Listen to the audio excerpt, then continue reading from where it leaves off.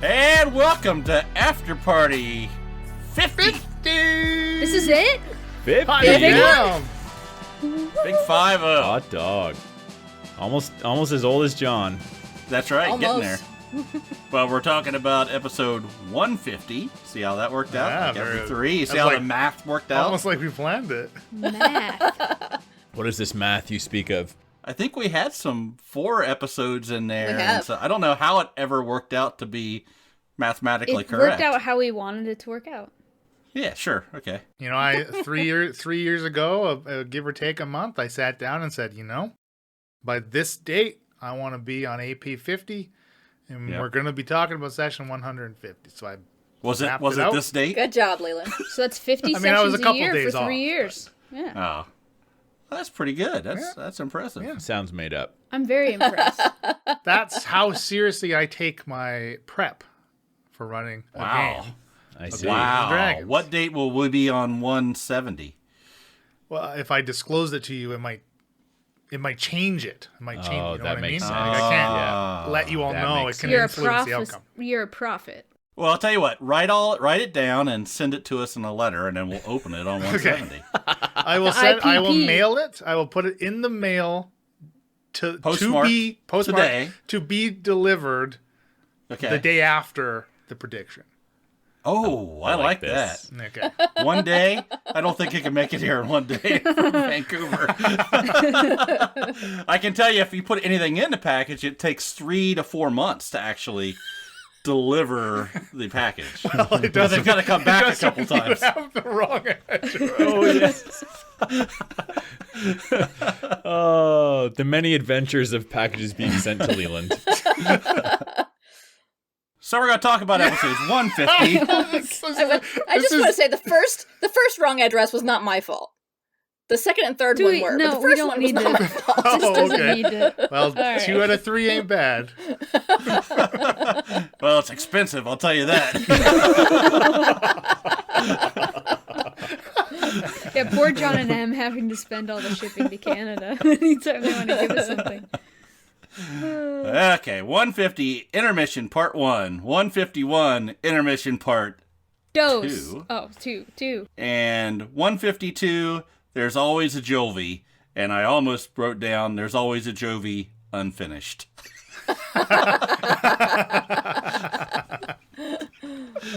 Well, because Well, because he posted it as unfinished. Because we're recording the after party before 152 has been released. Correct. yes. So we have Because all of listened to scheduling the stuff. unfinished episode. We only do that so we don't take a break while I'm away in May. So Yeah. It's quit complaining, for the listener. We Exactly. only Yeah. do this because Emma is our priority and we love you. Settle down, listener. Oh, wow. Goodness gracious. Sit back down. Yeah, pull over to the side of the road. I know you're pissed off right now. But there's no reason to have any kind of accident. Count to because 10. of You know this. what works for me is smashing cardboard boxes. If you happen to have any at hand, Oh, While hey, you're in the that's a good car? idea. Oh my gosh. while you're wherever. John said any kind of accident. Well, here's Bill's tip. Tell him what you do. Wait, what do I do? Just keep a. Oh, just that keep a- kind of accident. On your commute. Keep a little jug in the car, a sealable jug. Bill has a humid car. when you're filling up your windshield washer fluid and you empty the jug, why throw it away when you could reuse it for inopportune times you might be stuck in a traffic jam without somewhere to relieve yourself? Part of reduce, reuse, recycle. That honestly. Also, at that your is a own risk, great- getting antifreeze on your penis. Ooh, that is a great container because if you were to use like a pop bottle, the mouth of it is so small. And Yeah. sharp, as I have learned Well, firsthand. a can. Don't use a can. Don't use a Oh, can. not a can. Yes, don't use a can, please. I beg of you. Wow. Well, I mean, Can, huh? somebody was bragging about how they urinate at least a liter every time they go. So I don't think yeah. a pop can is going to handle it. That's the problem. You got to try to cut the stream 16 ounces? and swap 12 pop ounces. cans. The washer fluid bottle might be able to I can hold fill a Bill's bladder. six-pack.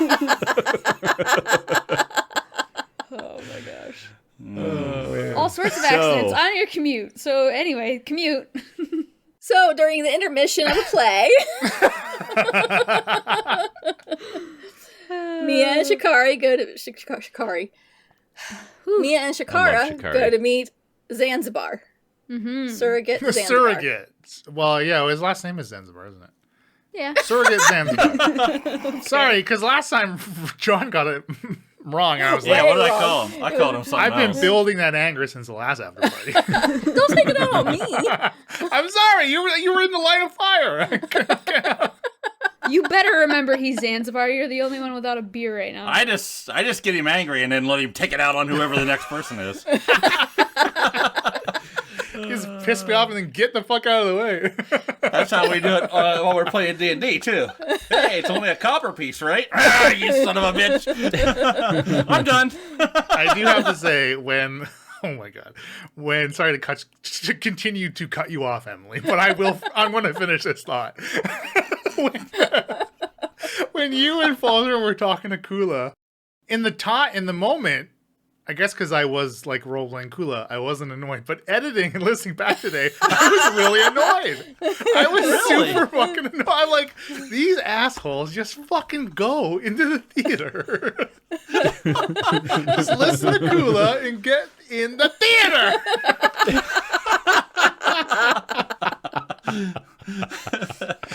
Oh man, So, so good. Surrogate took us to the back way to go to Hannah's box, and we learned about all kinds of different fancy molding. There's chair rail. there's I crown learned about all molding. kinds of fancy molding. Hannah's box just sounds so dirty. Okay, but That's yeah. why I said it like that. I did that on purpose. Yeah. We did a terrible job of searching it. We did not search Hannah's box very well. I learned what the fancy name is for a theater box. Yes. A Loge. Oh, yeah, me too. Yeah. A what? I had to look that up. Loge. I looked it up. Loge I know box. that word from playing word games, but I didn't know what it meant. I had never heard it before. I've never heard it. I looked it up, too. I figured it out. I mean, Yeah. I sort of went, okay, that's what that thing must I be. don't know. Can we just? You know what? It's funny because sorry to cut you off now, Elena. fine. The very first time, see, the difference between you and me, AJ, is I apologize when I do it. The very first the very first It time would help that I if I said knew it, when I did it, but yeah, continue. the very first time I said it, nobody asked, what's that word? And I'm like, oh, everyone must know that word. Maybe I'm just an idiot. And I didn't know what it was. Yeah, totally. And then In I kept context, I using could it. tell what it was. Well, that's great because we Yeah, did start out context as an educational podcast. Yeah. I'm glad we are But continuing that and stopped. going back to our roots. You say loge box, I just figure you're saying it wrong, pronouncing it wrong. Today's episode was brought to you by the word low. I think it's actually logi, but whatever. Yeah, it is Loki or Logi. Logi. Yeah. I just figured everyone else knew it, and I didn't want to reveal the fact that I was stupid, so I just went along with it. That's why I I go didn't along want with all your to Google. interrupt what he was saying, and he pointed to the box, and I was like, okay, well, that's what that means. Yeah. No, I was just what I was going to say, which was also gonna then interrupt Emily because you interrupted Emily, but then Yes, please go ahead. Well, first say you're sorry. Oh, sorry. There you go. Now I do feel. Don't. Oh, it's a Canadian. It's a sorry. little bit targeted at. So sorry, eh? It doesn't count when it's like that, does This it? is a little bit targeted at Shaft, but why didn't you stick to the plan? What? First off, Talk what about you the sent mammoth me, in the room here. What you sent me didn't change the plan. You just said, "Hey, here's what's going I on." said, wait till you hear from Yeah. us. We will tell did. you. I have no way of contacting you to tell you that. But you knew I was Isabella going to has send you asked a her. message. Okay. You could have replied to her message. Well, that was I a little. could have done that. That was. I also forgot that. That's a stipulation. Yeah, of like we the got back setting spell. on Is- mic, and I was Yeah. like, so what did he say? What's his reply? And you're like, he didn't. I was like, But I mean, the plan was for us to sit there and wait for you to tell us something. yes. And we did that until. Let's hear what's your his name? reasoning Kula. here, huh? Uh-huh. Kula showed up, right? Cool. Uh-huh. So, as you already know, the DM was pissed that it took so long to get Kula to get us back behind the stage. Imagine if I would have stuck with the plan. Would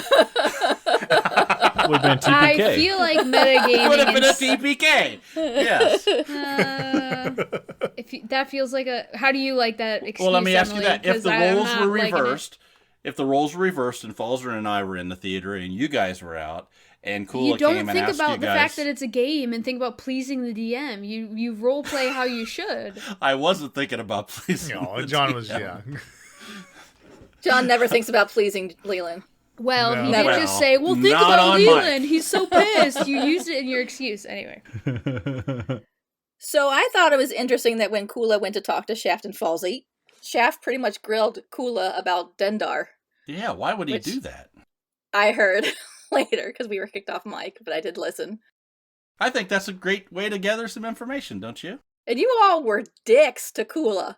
You were so I rude. didn't trust Kula. I didn't trust Kula any more than the other one that we killed. They really wanted to sip Whatever. their 5 Igna, yeah. pieces Igna. of gold. Igna. I don't trust any of those little bastards. They all need to die. I mean, that obviously in the context that completely makes sense, right? Oh yeah, I mean it did, but it surprised And me to we hear. also sorry. See, I said sorry. Go ahead. I'm telling you, if I realized when I was cutting someone off, I would say apologize. I don't realize I'm doing it when I do it. So that's We'll- the we'll problem. let you know. Okay. You We'll let let you me know and I'll apologize. Okay, look, the editing is, we are not even 50 minutes in and the editing is going to be fucking awful on this already. You have to edit this? You edit afterwards? Sometimes. So it really surprised me to hear Shaft going on and on and on about Dendar and trying to get information from Kula about her. So we, in his opinion, he was in with the other, just like anybody else, trying to get Sardos to lead us and to kill us. We sort of knew what was going on when we followed him. I doubt Right. Bill did. Look at Bill's face right now. Yeah. Bill, John, did you put that yeah. together? Bill did not put that together. I Yeah, think we yeah, for knew sure. it wasn't Isabella. Yes. We had a number of episodes showing that it was Sardos that was changing. So when he said, "I'm taking you back to see, Isabella," we knew that was a lie. So I Yeah. just thought he was in on it too, right? Just like, cool, right? It was going against our plan, 1, and 2, I figured this is totally a trap, because we had very good reason to believe that Isabella was not the real Isabella. So that explains why you were a dick to him. I get that, but what surprised me is that you were grilling him on Dendar and asking so many questions about Dendar and everything. Why is that surprising? Why are you so defensive about You've that? never Surprise. asked The me. serpent mother. You've never asked me about her. We don't talk about her. You've never had any questions for me, but now you got Kula We've and you're never just- had a moment to just sit and chat, really. I guess we've never sat over $5 gold beers. Yeah, I guess Yeah, that's what buy it me a is. 5 gold beer. I'm willing to listen to anything you have to say. We haven't had a minute to sit and chat. So yeah, What the Shakara heck? and Mia did not do a very good job at investigating Hannah's theater seats. We looked for up in the magic, loge and it box. obviously We didn't do a very good trapdoors job are of not searching her magic. box. No. No, yeah, you couldn't quite find the shaft, the We elevator got shaft. all up and in her- Hannah's No. box. That and- shaft was hidden from us. Yeah. I mean, obviously, we learned about that in 152.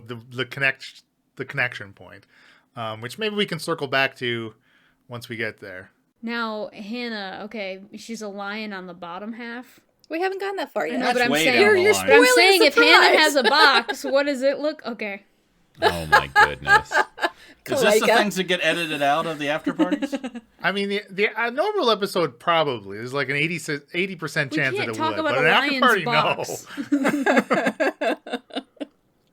I did. Well, we'll get there when I get there. So we hear Shaft and Falzer in on the stage while we're still in Hannah's box. Mhm. And we realize something's not good. Something's not right. And then we hear Isabella Alamar Salados. Alados. Yep, that's the one. And Hannah. Add that in there. Yeah. So we go run to help, and Mia remembered she could teleport. Took me a second. Mm-hmm. But yeah. That came in handy. Those shackles have really come in handy. They're Oh yeah, they have. Yeah, I regret ever letting Shaft get them. For 100 gold pieces. Look, all I asked for was some shackles, and somebody gave me these teleport shackles, and I went, "Fuck, this is awesome." the idea of being able to teleport to the person that was previously shackled, great idea, but two people attuning to them and doing what we're doing is like a little bit not what you had in Little mind. OP. Yeah. It's abuse. It's definitely really, really useful if the right circumstances Mia, arise. I mean, we'll get there when we get there, as John says, but like Mia would be dead without those shackles, 100%. Possibly, yeah. I will say in my own defense here that anything that Alsop Tinnerman does is always overproduced. Okay, that is what that little gnome bastard does, and he's great at his craft. He Gives may you be a a little 12 out of prick, 10 every time. but he's a fucking amazing artificer, little tinkerer guy. Okay. It'll be a shame when we kill him. Yeah. This is for you, Drag. But wait, no. Sorry, I forgot the new deal. Or like, no, I want to do it. So if we didn't already know that Isabella wasn't Isabella, Alamar felt the pull of his body from the king. Oh, the pull, final sorry. hint for those. You said pool. Yeah, Just I let was, it go. I was Let it gonna go. let it go. Yeah. Yeah. I thought it I was a thought new you were word. making fun of me saying pulling on the cane. But no, it's just the fact that I said pull. Yeah. Well, the fact that you said pool. I said pull. I said pool. Why are you Pulling guys? on the cane, You don't yeah. understand what I mean? I said pool. I said All pull. right. Okay, my next character is going to have a southern accent. You all are going to boy. regret it so much. Look what You you've done, should. Elena. You 100% should. So yeah, Alamar could feel the pool of the cane within 100 feet. That's the proximity that he has, okay. right? So if you kind of think back to being out on the street, there was an instance where, who was it? Somebody saw, Isabella in the crowd out there. Yeah. Right. So Shafter and falls that in. was like 120 plus feet away from the party, right? So that was outside of okay. that range. Same with, when Shaft and Falsey were inside Magic, et cetera, et cetera. And then, just think of that proximity when you kind of listen back to the last batch of 3, as you were kind of flying around and Alamar was reacting, and like just how close you were to a disguised Alardos, right? Like in the streets. Basically, you were like flying like literally above him, right? As he's changed his appearance to blend in and get away from you is basically what he was doing. There's really no way we could have identified him. Well, especially changing between Erica and Izzy, right? Like, It would have been difficult, but I mean the thing is, like, so you when Falsey and Shaft were up on the broom, you were up in the air. Yeah. So think about as Salardo approached the stage, that pole started to affect Salardo within 30 feet. So had you gotten within 30 feet of even a disguised Salardo in the street, all of that would have went down in the street, which very well would have snap. happened if you were not flying on Denny. So that Interesting. height kept that circumstance from occurring much earlier. Oh man. they were doing it for the faster movement too, to try There to you cover go. more Always ground, but fly low with Denny. gotta Yeah. fly No below flying. the 30. Stick in the 30 streets, street level. Yeah. Well, we wouldn't have wanted that to happen in the streets. There though. was That already a would've lot been- of No. attention bad. being drawn, he said, right? Yeah. Like, Yeah. And I mean, it wouldn't have been quite the dramatic scene yeah, I in the mean, middle of the theater. All right. this fight is literally like just so cinematic in my mind. It's got drama written all over it. Well, and again, like coincidence, consequences, like all of it just sort of aligned, right? Where it was like 2 milestoney things in one place at Yeah. a time. Like, I thought it was going to be great, but I didn't anticipate a mammoth. I didn't anticipate like each one of us being so handicapped in a certain way. It was very anyway, I'm excited to dive into it at some point. Yeah. It was a lot of, like you say, a lot of convergence of kind of a shitstorm. Yeah. Yes. First we roll. I want to roll back just a little bit as Shakar and me were, in down in the lobby with intermission and getting drinks. I was surprised that you avoided a confrontation with Hannah there. I don't know why, but I was like expecting to like have an RP moment there, you know? Yeah. And some type of interaction with her there, but no, you did a good job of basically just sticking to the task at hand, skirting Well, around that. Emily, I'll speak for myself, but didn't you kind of feel that way the way Leland reacted? Like, oh, he didn't expect us to look the other way or like blend in or. Honestly, I was just following your lead. Okay, So. okay. I was just like, who is it then? Kula that was up in the box with Hannah? I was kind of waiting to see what happened of that, right? Or not Hannah, sorry, Izzy. I expected Kula to be coming for us, and that was Yes. like, we don't want to engage with Hannah because Kula might be right around the corner. I felt that in intermission, we come out, blend in, potentially talk to Zanzibar, but the key is Leland, if he wants, I mean, again, you're not railroading, but if you want certain confrontations or meetings or running intos to happen, you'll make it happen. Otherwise, I'm going to keep my head down and like keep the focus of the mission, right? So that's sort of what happened, and it was more like, okay, I guess I'm not going to force this right now, like, and I could tell that you thought it would happen in the way that you handled it. Well, I mean, like, as soon as I knew that we were going to the theater, I mean, I went through going through my brain was a lot of different iterations of how things may or may not go down, and obviously the lead up to actually going to the theater, like the whole everything with Igna, and basically the way that Shakar's quick thinking allowed the party to avoid following Igna to that like warehouse that Shaft had tailed him to. Like, I mean, they were ready for a fight there, right? With Salardo, Igna, Yeah. and Kula. And had you fought there would have been an additional mammoth because Igna would have had a mammoth. Oh. Oh crap! Oh wow. Right. So a lot of Are like they twins or like something? Are by they your- brothers, your- or are they just two people that happen to both join the... I don't know. They're just two people. They're both just elves. You got a mammoth, so I want a mammoth. That kind of thing.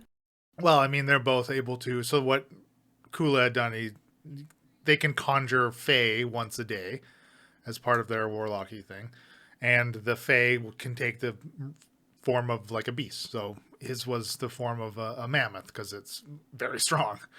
And if there's to be a confrontation, it's pretty good having a mammoth on your side. So he has to maintain concentration on that. And if he loses concentration, the mammoth doesn't disappear. But like we saw, what happened is he loses control of it, and that mammoth can potentially consider Kula to be hostile as well. So it now becomes a mammoth in a theater under nobody's control. Yeah, that's not good. That was fun. No, it doesn't usually. Can you It describe? seems like a recipe for disaster. How much of the play you actually wrote and acted out with Emma, and how that all happened?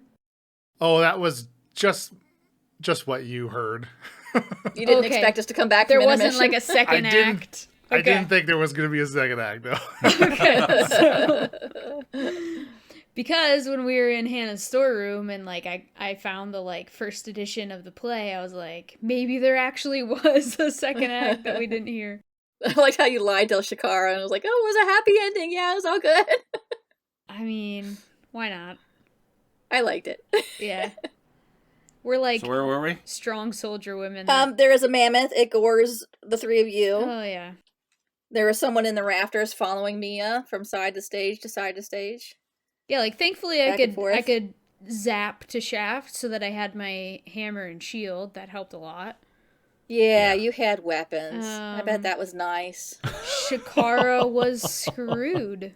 Yeah, I'm not used to not having a So sword. yeah, things that happen right away that I was saying were disadvantages, right? Shakara doesn't have a weapon. You're also in a dress. I'm in a dress. Yeah. And then Shaft is pretty early feeble-minded. Like what, round 1 or 2? Pretty early on, I guess. Pretty Yeah. early on. But we had this dramatic moment of Hannah and, you know, the slow walking The going slow on walking and down all the that. aisle, yeah. Great stuff, right? I mean, Shakara was slow walking too. So, I mean, that was... When Shakara walks back toward her, that was such a sick thing to say. Like, That was I dope. Yeah, that loved was it. dope. That was dope. She thought she was hot stuff. I had to take her down a couple notches. And then I guess what I'm saying the disadvantage for Falzarin would have been, you know, Alardos and the cane in general. He was kind of wrapped up in that and like knowing what to do and when to do his thing. And then honestly, I personally, like I said this in the episodes, like I feel like Mia's knocked down a lot, and I said it way before it even happened. But like all I felt like I could do was like teleport, then teleport, then teleport. There was no sprinting and being Well, you able had to a lot move. of people on you. Yeah. Yeah, like I was targeted, right? So Yeah. the whole battle was like started off with those 4 things going wrong to start with, right? Like And we never found out why Hannah wanted you. not yet. No, because you murdered her. Yeah. I didn't. It wasn't me. I didn't finish her. Oh, Ask but you questions, acted then like you murder. did, girl. Getting up in her face, get that amulet off her chest. Oh, I mean, take opportunity. Yeah, but But let's talk about the mammoth for a second, because that happened early, right away. Well, that was the beginning, right? yeah. Yeah. Yeah. That thing hits hard, Like Yeah. a truck. Yeah. Yeah. It like really a ton of does. bricks or a ton of mammoth. But you blocked it off. You put up a wall, right? That was Helped quick. out That was a little good. bit. And then I think Shaft put up another wind wall, so we were in between. We That were was a cool. in the yeah. middle of the meat of the sandwich there for a little while. Yeah, For my a turn. long time. My turn was after you, and you put up that wind wall, and I was like, "Oh shit! Can I see through a wind wall? Because everything I can do, I need to be able to see my targets." Right. Oh, I yeah. was like, "Leland, can I see this? Please say yes. Please say yes." I did feel like when you were resorting to like, okay, I have a cantrip I could use. I was like, poor Emily. Like she. So, I kind of thought about this afterward. Falzarin, I mean, didn't have a lot of opportunity because he got trounced pretty quickly by this mammoth and then sort of had to polymorph to save his own skin because he was about to die. You legit were.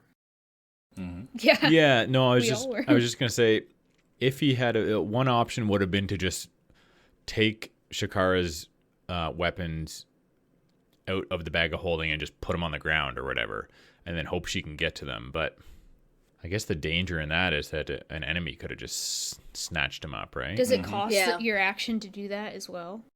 Well, I don't know. Leland would have to make a ruling in the moment about that. You get like interact with object like once for free, basically, which is kind of what allows you to draw and stow weapons, and we fudge that rules as written a little bit, right? For our because if you play it rules as written, I think we've talked about this before a while ago. To switch weapons would take you 2 turns to do so. Really? Wow. Yes, because you kind of get that free interact with an object, but if you want to interact with a second object, it takes your action to do so. So like if there were 2 switches, say, on a door or something that you needed to throw, you could throw one for free and get off attacks, but if you wanted to hit the second one, that would take your action. Okay. Which it seems, I don't know. So when it comes to drawing and stowing weapons, like with Shaft, when he puts his 2 weapons away, which is even worse, and pulls out his longbow, like we just allow him to be able to do that in the same turn to get a ranged attack off because I don't know, it seems punishing, but then there are also like feats and abilities from some other subclasses that allow you to do that because you specialize in it. So maybe if one of us was like I think there's one rogue, like the pickpocket rogue gets like their fast hands or the quick hands or whatever it's called, maybe we would reconsider it, but like as it stands, it's not really impacting anything for like specifically, for someone's character. So we kind of flub it a little bit. So yeah, I would definitely have let you pull the sword out of your bag, drop it, and then be able to cast a spell, like still do something else for sure. Right. That's kind of cool. It's hard to remember that, but Well, that's what I said to John after we played that night. I was like, why didn't he just drop his bag or something? And John's like, well, somebody else could have very easily picked up this very important bag that has all his crap in it that is also very important to him and could have been lost. So it's good he did drop it. Sure, and had he dropped his entire bag of holding, I mean, he would have had to make sure he had pulled out this cage, soul cage Right. scroll before he did so, because like he could need to use that at any time. You know what I mean? Like, yeah, it was a lot of complications for sure. Yeah, definitely. So I have a question. Okay, most of my comments come to do with the fight because like it was a freaking lot epic. to run. Let's not It lie. was, and it was a lot to run. It was really fun. Okay, John, tell me, what did Shaft think that Alardo was concentrating on? Because there was like at least 2 separate occasions where he took some damage, and you asked, does he have to make a Constitution saving throw? Is he concentrating on something? I wasn't sure, with the pull of the staff, if there was something else going on that I was unaware of. And, I just wanted to be sure that I remembered Didn't get the missed. concentration spell, right? You thought maybe they were concentrating on your feeble-mindedness and they could just... Well, I knew that wasn't but I just was curious because I didn't know what kind of things he had going on, right? You could have cast things that we weren't even aware of. True. Yeah, absolutely. Like before the fight. Yeah. Any kind of something that might be a buff for him or something that would cause us problems. I didn't know. I thought better ask the question. You can always just go, nope. No, Yeah.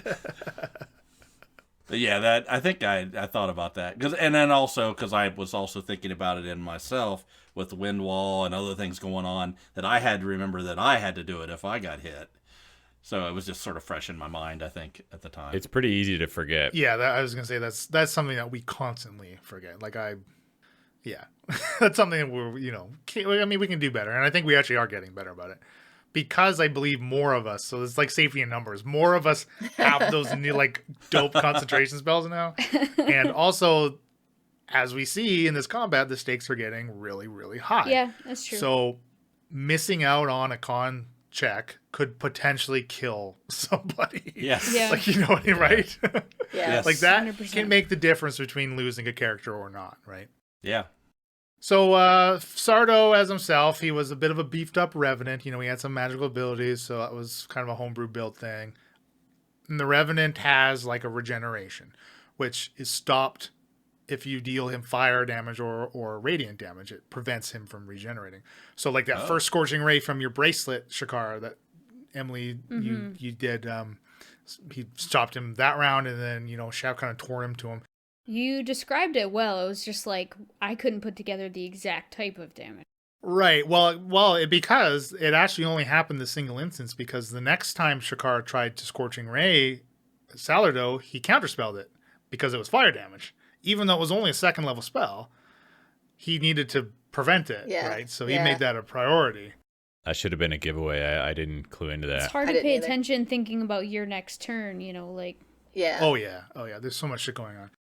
Yeah, so that was why he counterspelled like a Scorching Ray. I mean, he could have took it to the face, I guess, really. I don't even It want might to have think been about okay. counterspell, okay? That pissed me off, all right? I spent a channel divinity. Yeah, when I hit him, I wanted to say, that's when I said, does it look like I'm doing the damage that I'm used to Right. doing, sure. right? With your magic Does he have a weapons. resistance? Does it magic Except for the weapon fact only? your character couldn't think about that. Well, no, your character can. That's the way to ask that, right? Does it? If you hit somebody and you go, the I was hammer making a bounces off of feeble-minded them. joke. Yeah. Oh. It's a what she tricky meant, situation. Because at the time that you did ask that, you were feeble-minded, meaning you as Shaft Oh, Do would we not actually have deserve that clued info? in at all that your weapons that's were a still good point. were being as effective as they could. But it doesn't matter. It's still, even as a player, is a good question, because it does help the table and it helps to further narrate what exactly is happening in everyone's mind, right? So no, that's definitely still a relevant question. Should we talk about the listener question about feeble-minded and that? Yeah, we can. I've got some comments on that. Dive if you into wanna get to Shaft that. for a minute? Or you want to get any more? You want to talk about before that? No, I like it. So Bill Ben says he's surprised that Shaft, after Shaft got feeble-minded, that he's still just wrecking everything. And by 5e rules, that totally seemed okay, but was wondering the group's thoughts on a person in that state still being able to do so much damage.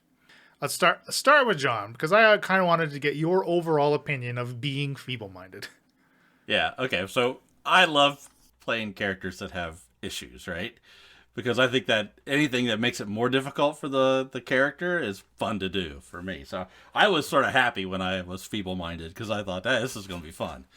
But then it was hard to play it in a way, because when you have a 1 intelligence and 1 charisma, you have to sort of think to yourself, what would your character be able to do? Are you just going to sit down and curl up into a ball and slobber all over yourself, or do you have some kind of a, agency about you on being able to do things? And I think since the way it was when you read it out to us, when went through the feeble mind, that you can still recognize friends and you can still do attacks. I think online it pretty much says you're like a dog from a certain perspective, but dogs have a 3 intelligence, so it's even a little worse than that. But still, you if you can recognize your friends and you can still attack. I look at it as if you're out there and your owner of your dog is there and somebody comes over and punches the owner, the dog would attack, right? Or potentially could attack because it's it's their owner or whatever. But I also thought if one of the other characters was to go, "Oh, Shaft, hey buddy, how you doing?" and sort of like you would with a dog, I may potentially not find them threatening at that point. But I see. But that didn't occur, so I just went with the my friends are getting attacked, I'm going to attack thing. And then the argument, I guess, or what Bill Ben's asking is, would I still be able to use my swords and equipment in the same way, being feeble-minded? And I looked online a little bit on that too, just to sort of see how other people have done it. And your other scores are still, your wisdom score is still like 16. Your other scores are still, up to those skill sets. And I think the argument is those things are innate to you. They're not something that you're thinking about. They're skills that you've developed, and you're not thinking of them like in a book smart type of way. Muscle memory. It's more that. So I think that is the kind of thing you would innately be able to do from an attacking perspective. Now, whether you can think about, and also the other thing that was brought up was like wolves use pack tactics, right? So they still, even though they're sort of dumb from a certain perspective, they still work together to be able to use tactical maneuvers to trap prey. So I would think even feeble-minded, you'd have some of that type of thing. But I think you made the right call on the potion, because I wasn't thinking through that. I was thinking through it as a survival skill, because I still think if you beat a dog or something, there's a point where that dog knows it's probably going to die, it would run away. Absolutely. Right? Yeah. Yeah, and so technically I probably should have tried to run away after that hit, and he would have got a I don't know. on me. I don't know. I'm glad you agree with me on the potion, because like even listening to it, I'm like, geez, I don't even know if that's. I don't even know. No, it felt right. When I made you do that survival check, I think when I asked you to do it, what I was thinking of, and I didn't say it in the actual play, my intent was it, at least listening back, was like, wait, why didn't I say this? Was the check should have been allowing you to take the disengage action. Because I said, you can act in self-preservation. And you're like, so I can run away rather than take my potion. And I said, yes. But I didn't clarify disengage if that's what you want to do. Because that's really what the check should have been allow you to do. Because like you say, yeah, you're getting pummeled. So you're going to back away from whatever is hitting you. Right? That's any creature's instinct, right? Which is the point you were making. So really, yeah, I should have clarified, and it should have been made clear to you that you, because of your role, you can take the disengage and get out without an opportunity attack, because that's what you were concerned about by retreating, right? Yeah, and looking back on, I probably should have done that as, what an animal, and I keep on saying animal, but it's not really. You still have other skills, right? And I could argue that your wisdom might be, I can look at that creature and know that it's about dead. So knowing if I stab it one more time, the threat is done versus running away, right? And it was a challenge to figure out what made sense. But it was fun. I enjoyed it. I enjoyed playing it that way. Well, I'm glad, because from my perspective, it was a waste of his action. It was bullshit. Feeble mind is bullshit. Do not bother feeble minding your players. So what would have made more sense for Salardo to do is to attempt to feeble mind Falzarin. Now, you make an intelligence saving throw, meaning Falzarin is the least susceptible to it out of the entire party, when feeble-minding Falzarin would be the most impactful, right? Yeah. And at the time, honestly, like, I think it was like, you just pissed Sardo, and Sardo's like, all right, fuck you, Shaft. You're getting feeble, right? Yeah. And that's kind of what he did, Well, right? and Sardo is coming back for both of them. It's not like a specific Falzarin target, right? So, I mean, makes sense. Right. So literally, I guess it was more of a coin flip between Falsey and Shaft getting feeble-minded, right? And Shaft happened to have, like, smacked him last, I guess. Whereas, like, Salardos would know that Falzarin holds the cane, like, holds more power. It would be more advantageous. Well, I think Leland's point is that, like, from a damage perspective, feeble-minding Shaft didn't do a whole lot, whereas if he had a feeble-minded Falzarin, you're just eliminating a big chunk of You damage can't cast spells. Can't cast spells, That's right? crazy. Yeah, Falzarin's completely useless without being able to cast Well, spells. yeah. So, and in hindsight, this is all going through my head because at the time, I did not even consider trying to feeble mind Falzarin because it was literally like Alderdo was like, no, fuck you, Shaft. Like you're getting right. Yeah, no, that's And a so good that's play. that's the decision made. But well, no, because it's not because Well, I'm saying that's the way Sardo would have acted, though. Like, I think Sure, okay, that I was mean, good like- role play. okay, yeah. Like strategically, obviously, it was a misplay, I suppose, in Sardo's. But like, had Falzarin got feeble minded, like you could not soul cage. Like you could have still finished that fight, but you wouldn't have soul caged, Yeah. Right. right? Like One of Yeah. one of us couldn't have tried to attempt it and done some kind of roll, or we just weren't been able to. no, that actually is a good point. One of you would have been able to try, absolutely, yeah. I would have said though, you would have had to have been standing next to Falzarin, right? And yeah, I would have let you, if you were adjacent to Falzy, you could have pulled out, but then you would be making a DC 16 intelligence saving throw, or is it an ability check? I think it is a saving throw. So to avoid a scroll mishap. Yeah. And we've spoken off mic because we've never had a scroll mishap, unfortunately. We've spoken off mic Unfortunately. on that mishap table. There's only it's a D6, right? It's a 1 in 6 chance that nothing happens.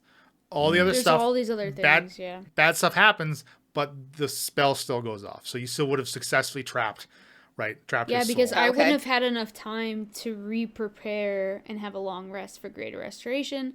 So then all I could really do is guidance and or pray to, like, Thor, hoping he intervenes or something. Like, well, now that I have that, which I still haven't used, but So feeble but- mind sucks. yeah.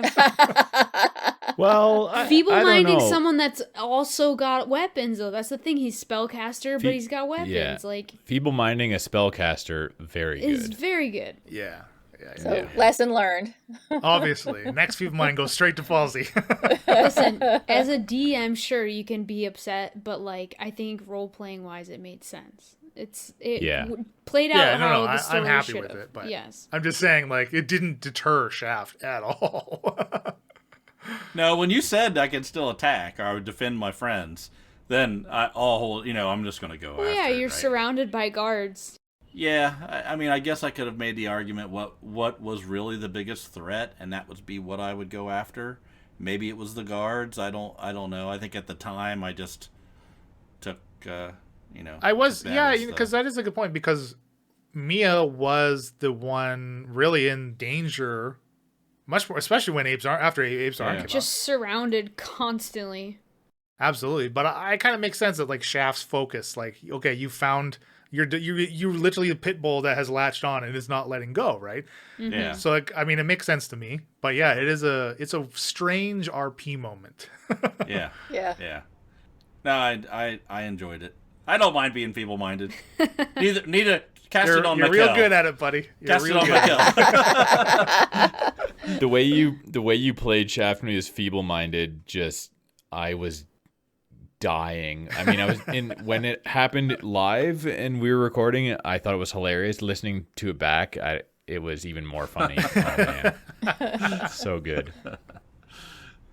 Yeah, it's like That was a good Mikkel time. taking everything literally, but Cloaca being like, it's like a mix of all the characters. Do we want to talk about Falzarin starting to bulge on stage? Oh, yeah.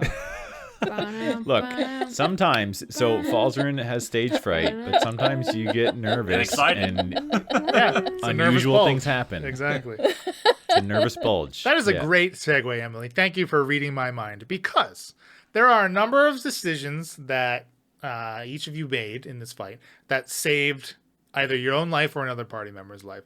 So, Falzarin, had you not a change in Ape's Arn, that was the turn before Alardo. So I'm jumping ahead of myself, but I'll finish this thought. So, like, Alardo, like Lich Alardo, after he had the souls had merged and Alamar was inside of his own body, he did the Circle of Death, which would have knocked Falsey on his ass, because I think you had like 6 hit points or whatever it was. Yeah. So had you gone down, Falzarin, instead of making saving throws, your soul, like you had predicted in the episode, would have been drawn towards the cane Oh, and into goodness. Alamar's body. So instead of death saves, you would have been making Arcana checks to prevent your body from going Sheesh. into Alamar's body. He kind of called it. Wow. So there was a lot of stuff that went wrong. And then also Mia, your healing literally saved Shaft's life. Oh yeah, Because Yeah. that stopped him from getting disintegrated. Oh Yeah. my God, yes. When you said you did was it disintegrate or finger of death? It was disintegrate, right? It was disintegrate. Disintegrate. Yeah. And there's no coming back from that, other than a wish Yeah. spell or something Yeah. crazy. Yeah. And when you said it, I'm like, oh well, I think I'm dead now. I was already starting to feel, even if I saved, there wasn't much of a chance, and I think I got down to 6 hit points. Yeah, after Holy that. We all crap. got below, other than Shakara, got below 10, and we were trying to show it on Roll20 in the bar, sort of thing. Yeah. I didn't get hit.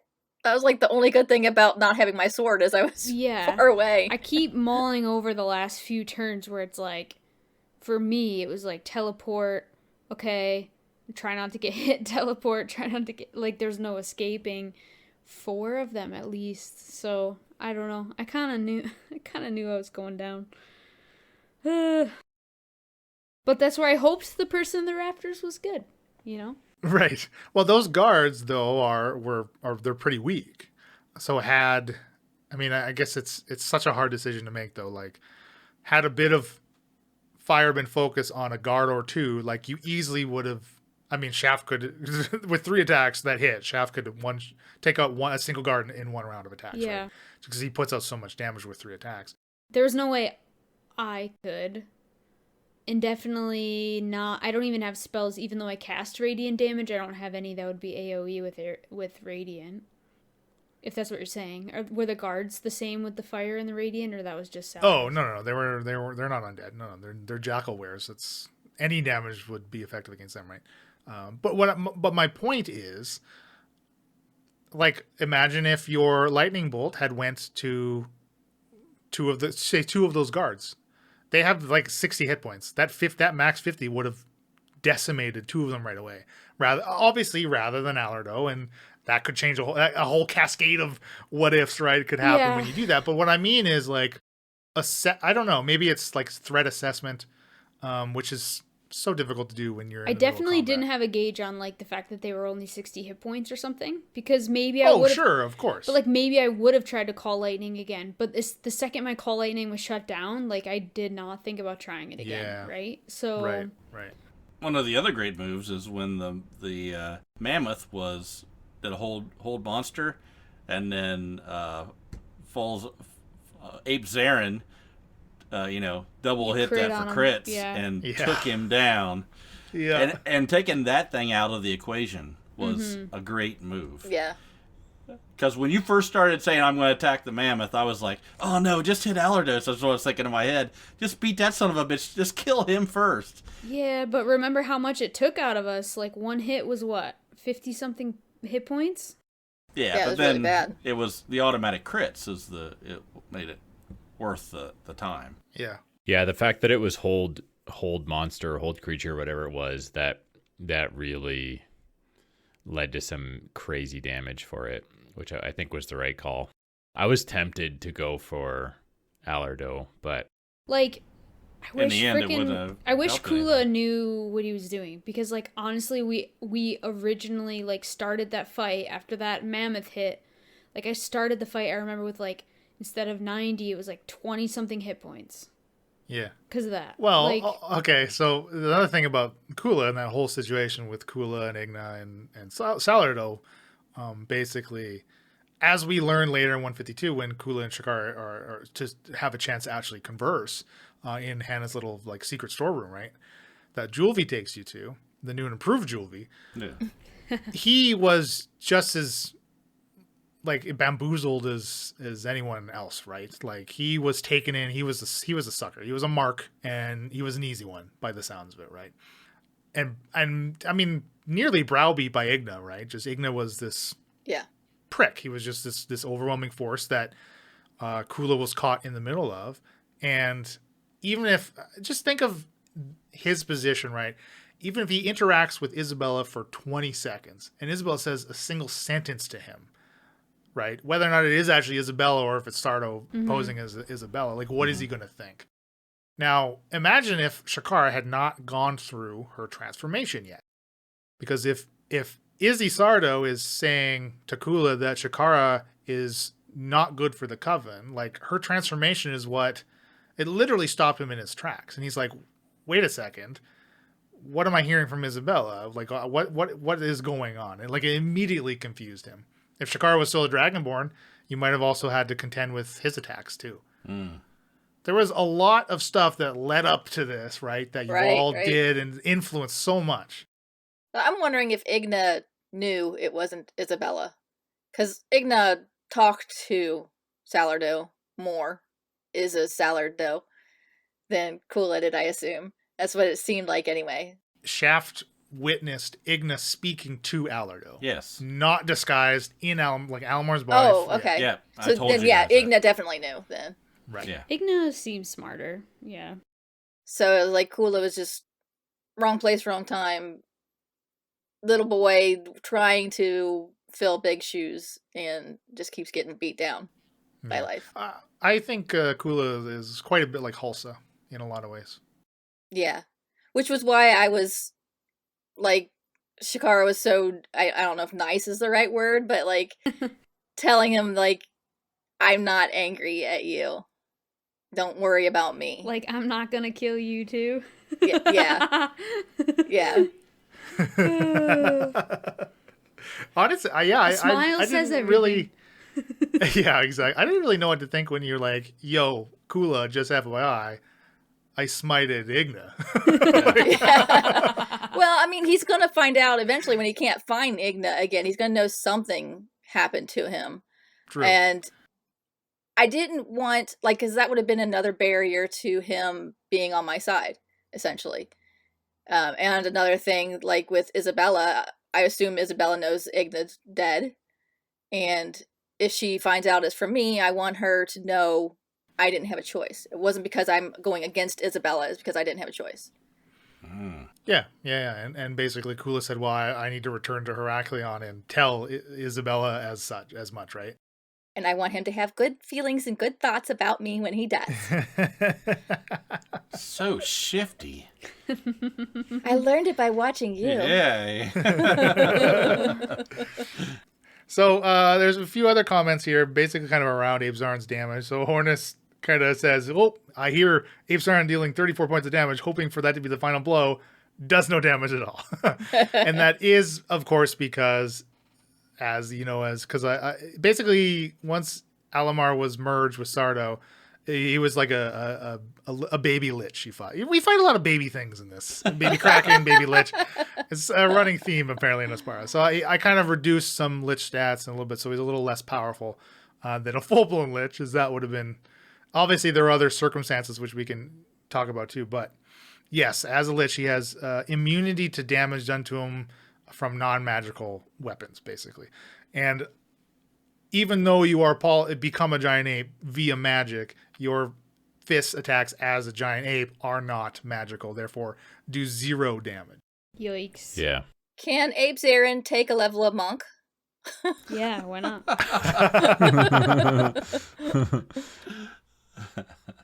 I encourage this very much. You love multiclassing. Emily knows how to play to Yeah, play she to her does. DM. That's for sure. Bill, get on it. Damn it, I feel like Kula and Emily is ignorant. So if we hadn't been there to kill Alamar's body again, and the cane just happened to end up with Salardo, would Alamar's soul have gone into the body and then they just would have fought? They would have been a lich, 2 souls in one body, lichified, fighting for control over this body forever? Like, you mean if you had given Alardo the cane? Yeah. Like, yeah. I mean, essentially, this was part of what, because okay, basically, so what's going on is the cane is like this phylactery, right? That Alamar was bonded his soul with, but was on the precipice of taking the elixir, which would kill him and then resurrect him as a lich. Now you remove that component, so he still has this phylactery for the soul to go into. Now he was adamant about getting his body back because he does not have the ability to create another body, which a lich does, because he is yet to become of a lich.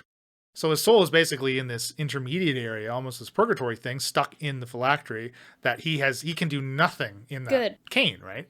He can't do fuck all. He can talk. Except yell at Falzarin. Except yell at Falzarin. And then, of course, Falzarin comes and identifies the cane and mistakenly bonds himself to it as well. So now he's tied to this connection that Alamar has with his phylactery and, of course, with his original body. And then when the bodies merge, the soul wants to go into the body, but it is habited, of course, already by another. So that's where the power struggle comes in, right? And obviously in Alamar's weakened condition, having been in this cane after you vanquish him and this kind of stuff, Sardo was able to take control of him. Also, it was like Sardo, had been operating in Alamar's body for some time, and I guess was more comfortable in it than perhaps he should be. During the fight, every time Alardo's turn came up, they would basically roll opposing Arcana checks. The winner would get control of the body for that round, right? So there were a few instances where it was very lucky that Alamar regained control of the body. I was going to say, that saved us a couple times too, right didn't there, it? it could have killed me, right? It was his turn before mine. I had 6 hit points, and it was Alamar. Kid took the control of the body, and I was going to ask you, was that your decision or was that a die roll? Oh, that was rolls. These are all rolls. There's nothing but there's all rolls. That was so close. Oh man. Now I did think I did ponder whether or not it would have been an appropriate use of one of my patron inspirations to help Alamar gain control Don't do it. of the body should he have failed. Thank God. Or I suppose I could have made it for Sardo. Yeah. I thought about it. Inspiration the other way. Come on. Always. Right. So, that's the thing. Should I be using these inspirations to kill you? You said in one of these episodes, I am always rooting for the party. Yeah, but that doesn't mean the dice don't roll. No, but that means inspiration favors the party. Is how I see it. Ooh, is that how you interpret that? He said I'm always rooting for the party. So always is a very strong word. Well, of course I'm rooting for each and every one of your characters at all times. Mm-hmm. But if you get disintegrated... Yeah, but if you turn to a pile of dust, well... If I turn you I'll help sweep you up. So what were the... let's see, did we go through... What were the death rolls? Oh, no. Oh, I freaking don't even want to know. Before Julvi of the theater... I might cry. Was able don't even swoop say. down and stabilize Mia. I had only had to roll 2 death saves. Both of them were fails. No. Oh, Yeah. Oh no. Yeah. Very close. Listener, I kid you not, I will lose sleep over this knowing this. I loved Bryn, and I had such a hard time getting over her death, and Mia would just be 5 times that, I feel like. Yeah, but look how much more you love Mia. Says Shaft, who's been around from day one. John's point is you could not have loved Mia this much without Bryn's sacrifice. Right. She died so Mia could live. Yeah, and when Mia dies, think of the great character you're going to have next. Okay, so in doing these death saves, 2 fails, okay, did you know the round that this mysterious person in the rafters would help me? Meaning, those death saves, do mean something because it was, they weren't necessarily going to save me in the right round. Do you know what I'm saying? If he rolled a 1...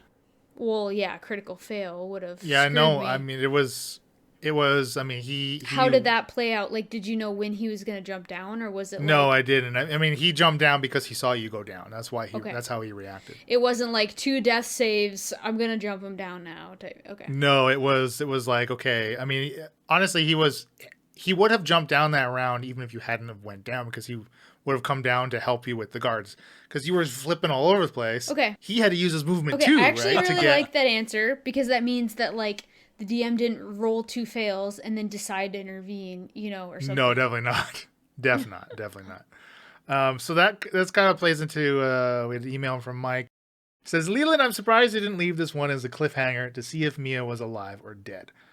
I'm not sure when you stopped the play session, but that still would have been a great cliffhanger for the audience, even if the play session ran longer. It would have been a killer cliffhanger for Elena if you had ended the play session with her not knowing too. Especially right after her question. Especially right after her question about whether she died or the cloak figure healed her, since she was no longer in the initiative tracker. Wouldn't you like that? That would have been just too cruel. And for the exact reason that Elena had just said about how concerned she was over Mia was the reason that I did not do that to her. I mean, we could have for the episode, I suppose, but for sure that night going to bed, I was like, I need answers now because I won't be able to sleep. I think you may have even said something that got cut about like needing to.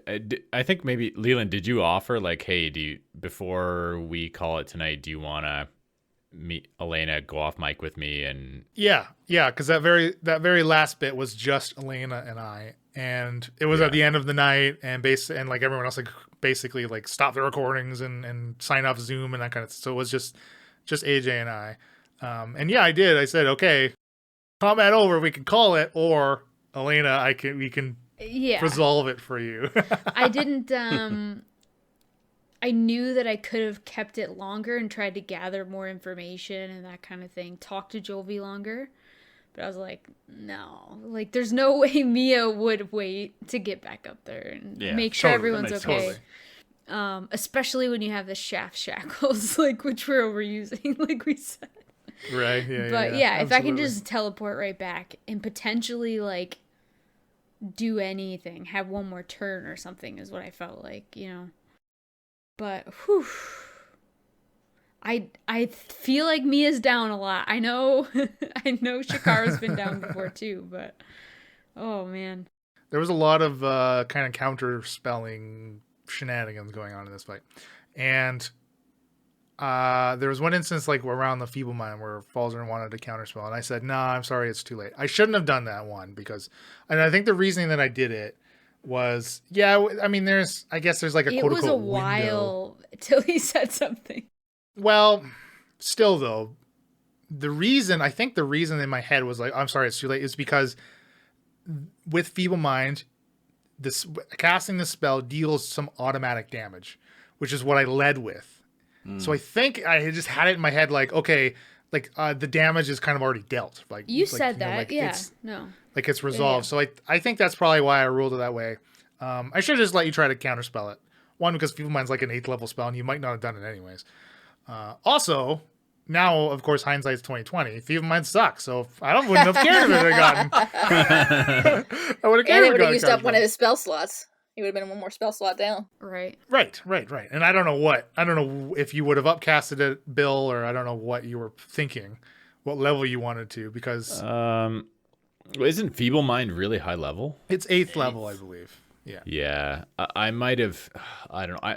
I probably would have still burned the spell slot, whatever highest spell slot I had available, but that's going to be a challenging roll for me, because I think I didn't have a 4th level spell slot at this point, because I'd used Wall of Force, and that's my only 5th level spell slot.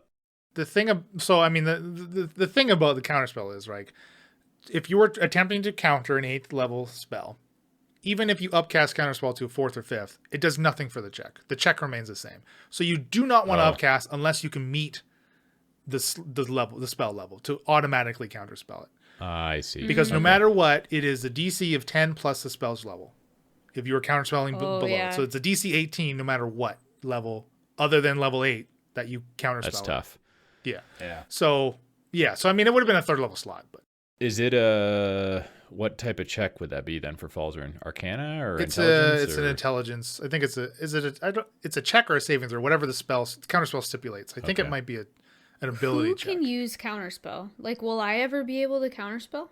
Counterspell's not on the cleric spell Okay. list. No, I I think was it's wondering that. wizard and maybe sorcerer. Because again, like, You need to take a level of wizard. again, the dice I roll encourage how this. they may, right? Yeah, the multi-classing.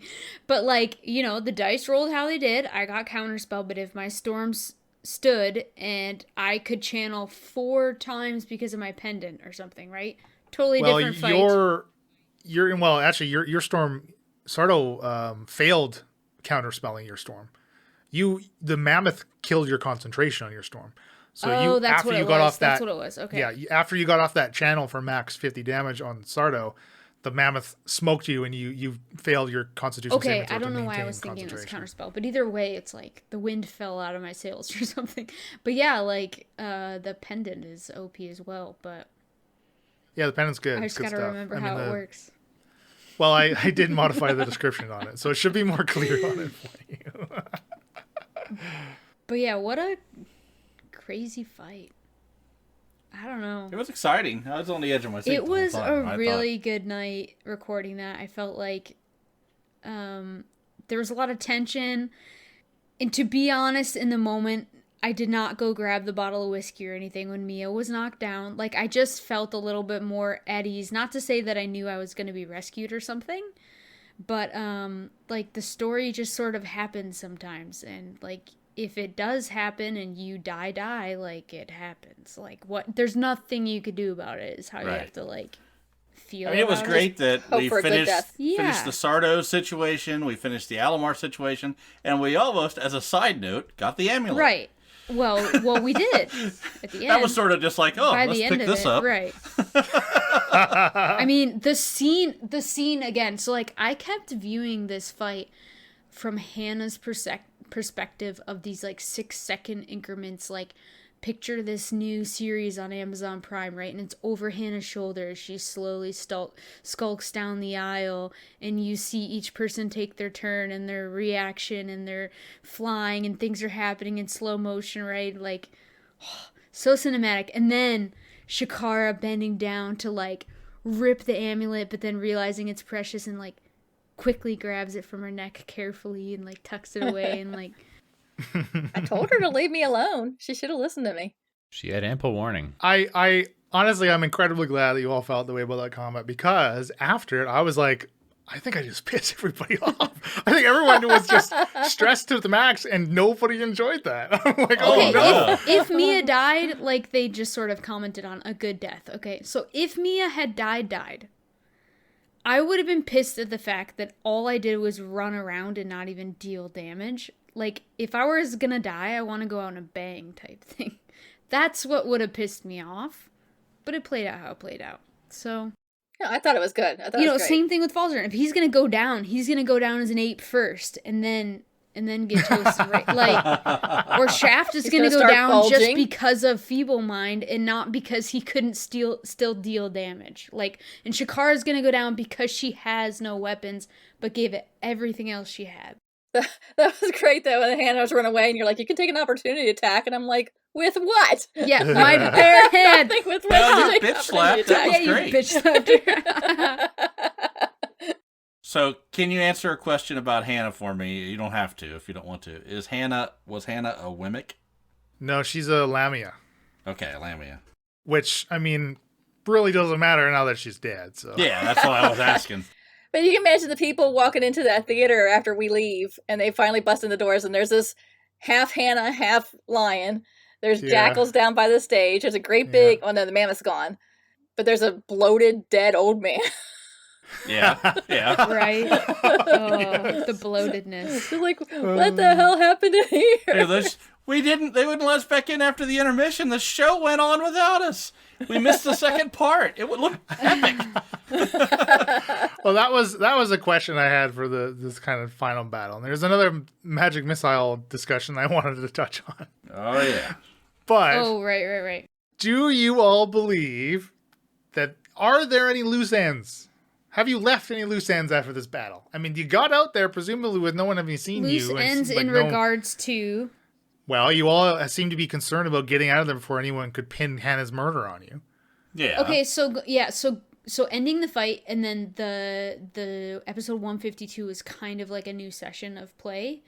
And I was very worried that, like, for these heroes we're meant to be coming into Drew Call and helping the Paladins, we would be pinned as murderers of Hannah, and like the city would sort I was of turn more on worried us. about dealing with any kind of Hannah supporters that would hinder our progress through the True, city from then but on. I'm saying, like, us being seen at a crime where Hannah's found dead, like, that's a big deal. Yeah.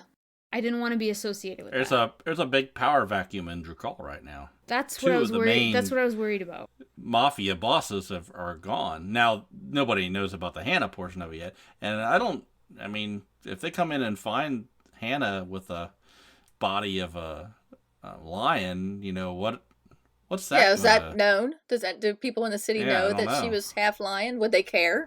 I basically wanted to maintain our hero status, and the thing I kept talking about Samuel and telling him too was, like, if the Paladins were throughout the city, like, I wanted support sort of ensuring that order was kept, because it's about to get nuts, right? That I sort I of think said. our only concerns would be Surrogate Zanzibar, but he doesn't seem like he's a Hannah supporter. And then any actors backstage might have been peeking out while everything was going on. We don't know about any of them. Hannah's gotta have more guards and people working for her, like working at the Pussycat Palace and stuff. Yeah, there's still a lot that could go down in Drukal. Besides Leg being the only, like, leader left. I mean, we still have the situation with your family. Yeah, like, what's my family member doing there? I was, like I said, best guess, like, maybe they're being Well, we thrown can't as- ask. Well, right. Maybe they're being some sort of sacrifice. Maybe there was something else. And why did Hannah want Mia also? No idea. And Julvi has also said, well, you got more problems than just filling Hannah's position in the district, because under the city is swarming with the Yogi. Mm. Yeah, there's that little thing too. It's kind of nuts that they're in the sewer systems, because that's all over. So who even knows I what's think happening? we sort of at night? knew that a long time ago, right? We The guessed. Darklings, though, like, I mean, the Darklings... Well, in that fight, the Darklings and the Neogi weren't attacking the Darklings. no, they were in cahoots because the Darklings were bringing them people, Right. like sacrifices, right? So, but the Neogi are now creeping into the city. According to Jolvi, though, who took out all the Darklings? The Neogi. The Neogi. Hannah gave him up. Right. Julvi has said for a time his people were under Hannah's direction, supplying the Neogi with captives, Yeah. and then Hannah gave the Neogi them. Yeah. He's the only one left. He as far as he knows, he got out. Yeah. Well, like, I kind of interpreted it like some other Darklings left the city or something, but he's the only one left in the city. He did allude to there might be others, but Right. he didn't know. I don't know, though. We'll see, I guess.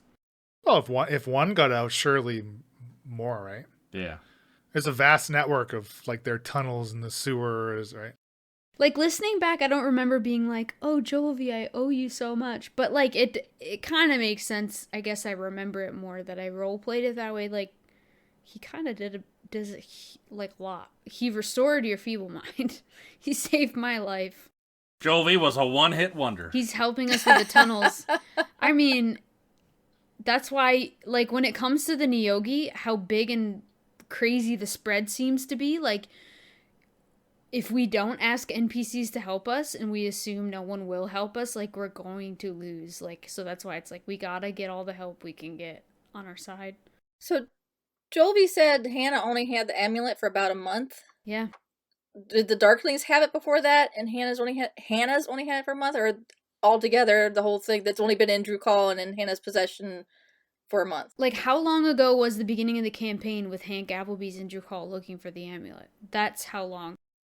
That's when it was. Yes, Okay. that, I forgot about that. which Forgot is he had about it. a month. Because if you recall, Hank Prince was in there. He Charmington. had Prince Prince Charmington III. had it, so the Darklings took it from him and gave it to. Okay. My whole backstory as Bryn was that Prince Charmington III woke up the Paladins by stealing this amulet, and then in doing that, killed my friend. yada. Yeah, I yada. forgot Trying about. to I chase forgot them that and get it back. they had that. So then I just Interesting. stabbed Prince Charmington in the wagon. All that happening, and Yeah. yeah.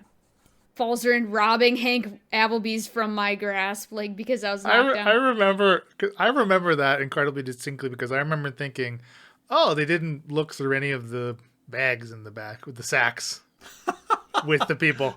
Because you broke out of the wagon, you had the fight, and then Was you the ran, and amulet then you in ran. there? Oh yeah, It was probably. Son of a. Oh, It was with Charmington and his possessions. Again, I will say Bryn asked him where it was, and he said he didn't know, type thing. So again, he was lying to me, but I killed him, and we didn't look. Goodness. Can't trust We were anybody very on a green spot. and fresh. I'm telling you. How much different would things have been if we'd had the amulet on us the I entire don't know. time? I don't know. Samuel Well, would have come right could to us.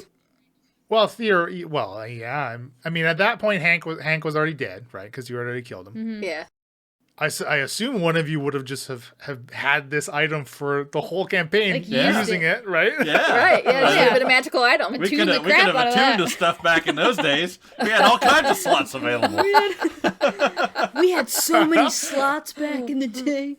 I will also say that that is not the only occurrence of an armor piece that has been in this campaign. Well, is it the That's bucklers been- that then? we've walked right by at some point in time. I probably don't the bucklers. know What? whether I want to know.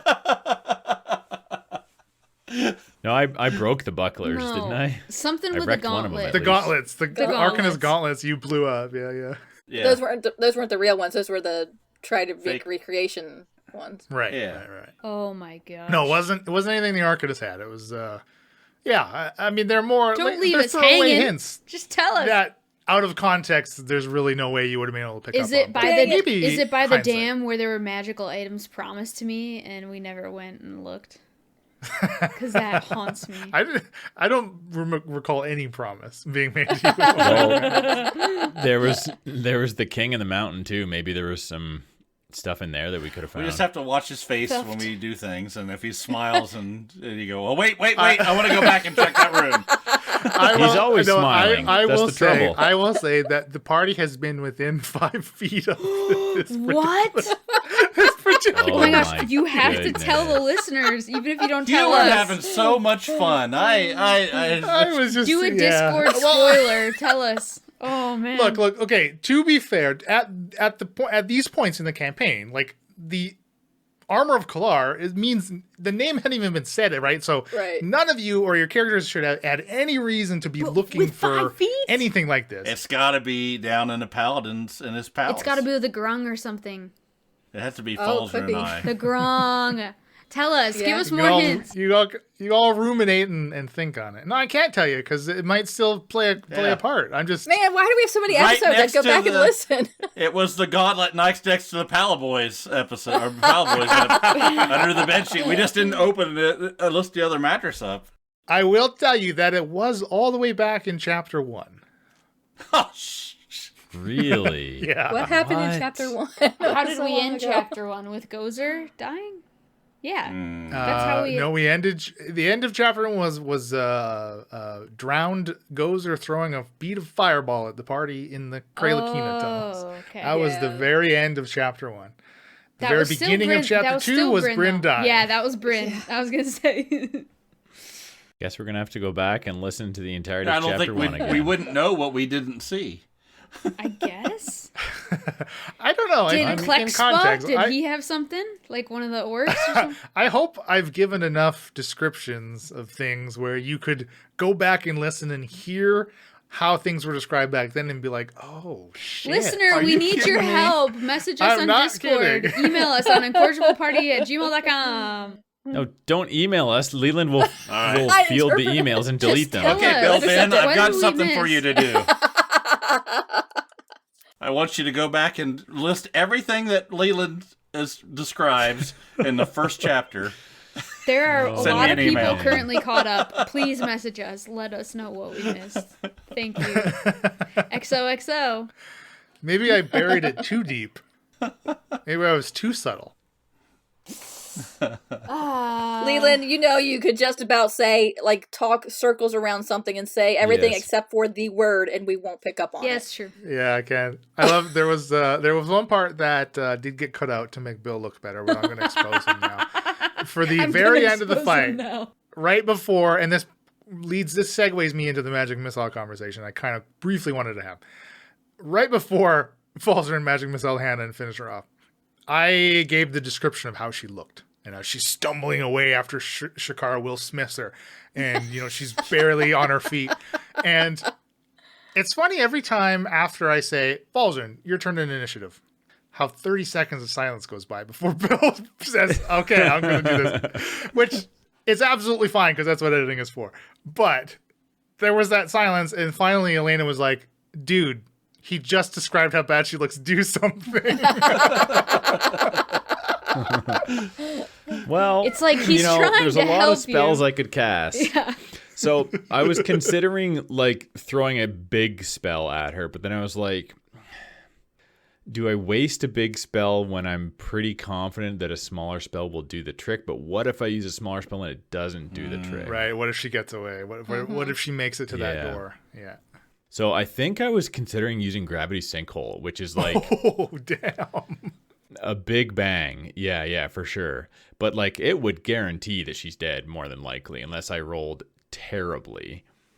But it's a waste of a pretty high spell. So, Yeah, well, so ultimately you end up magic missiling her and stealing Shakara's kill after Shakara had put in all the legwork with no naturally, weapon. as But- Falzarin does.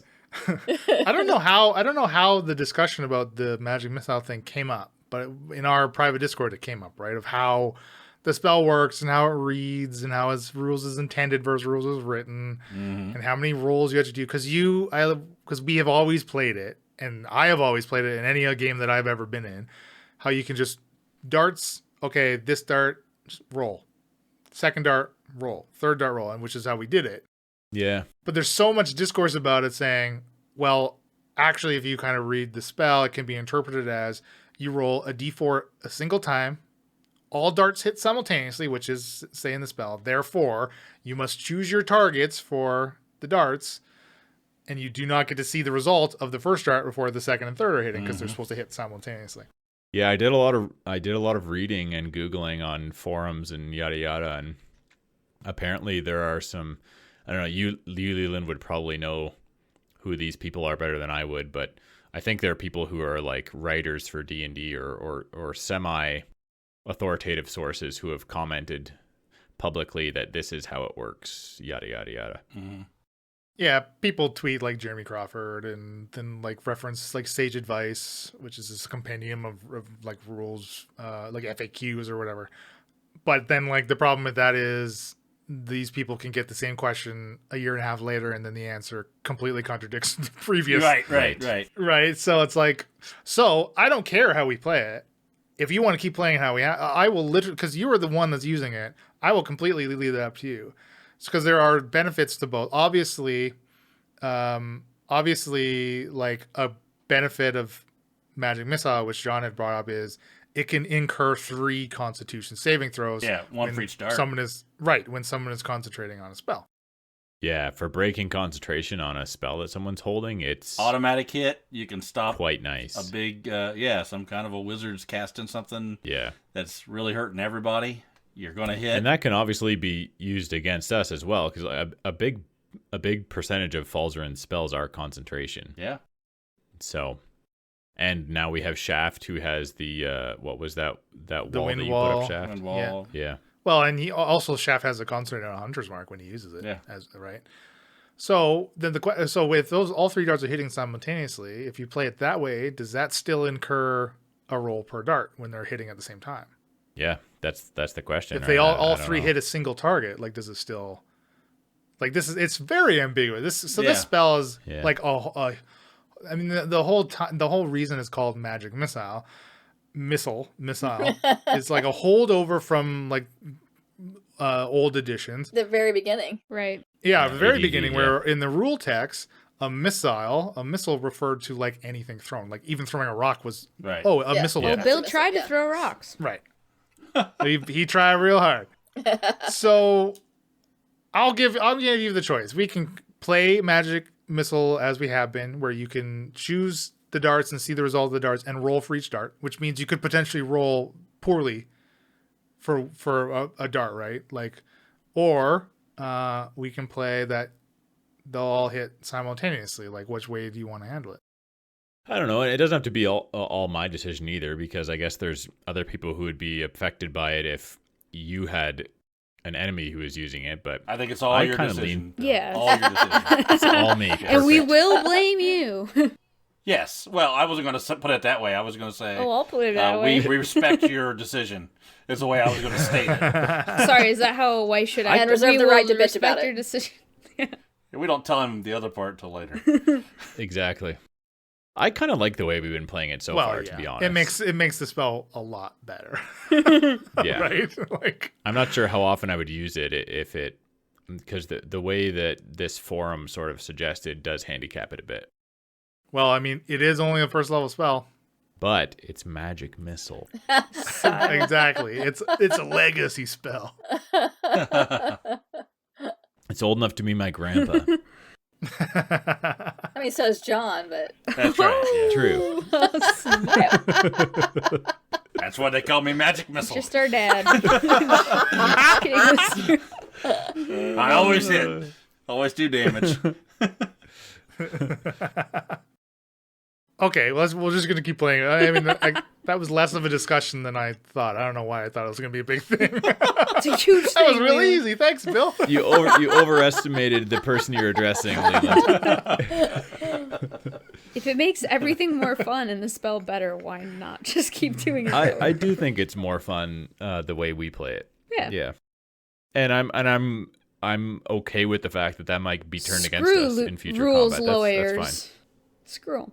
Okay, well, let's unless anyone had anything specific from like 152, we kind of just got basically more background. All 152 really was like what happened to the Darklings.